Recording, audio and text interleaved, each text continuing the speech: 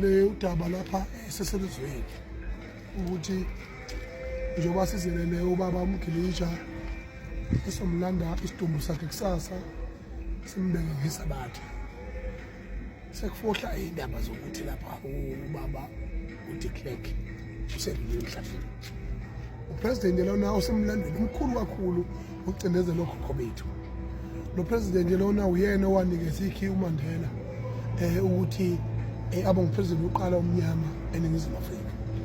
Ngakho ke bakwethu siyazolana nomndeni kakhulu wakwaDe Klerk na wonke amabhunu akubo ukuba kwehle isehlo esingehliyo silithuthe emndenini.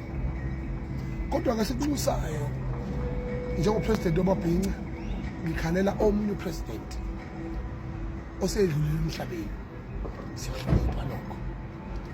Kodwa engikucelayo ukuthi sicela umongameli wezwe uDokotela uCyril Ramaphosa akenze okusemlandweni nokusekujuleni kwenhliziyo zethu njengesizwe esiphesholo njengabantu abamnyama.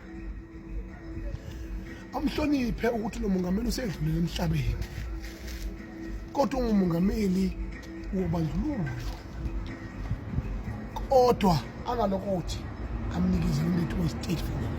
Siyacela, asinankinga nabelungu, asinankinga namabhunu, asinankinga nabantu, kodwa lathi njengabantu abamnyama simhloniphe njengomuntu owephathiswe. Kodwa lento ebizwa kuthiwa i-state funeral uma ngabe ihambisana nomthethosisekelo wezwe angendlela yokuthi nomuntu wacindezela abantu abamnyama ephethe ngaleso sikhathi izwe lakhululwa abantu abamnyama likhululwanga ukugoma ngakuphondo, yena wagoba uphondo ngoba abantu abamnyama bebonakalisa amandla abo okungoWinnie Mandela ababekhona ngaleso sikhathi benwa oRobert Sobukwe, abantu ababelwa omntwana kwaphinda ngene, abantu ababelwa obaba uChris Hani, abantu ababelwa. Ngiyacela eNingizimu Afrika ukuthi kwenzeke lokho. Siwuzulu sizilele ubaba Mgilija.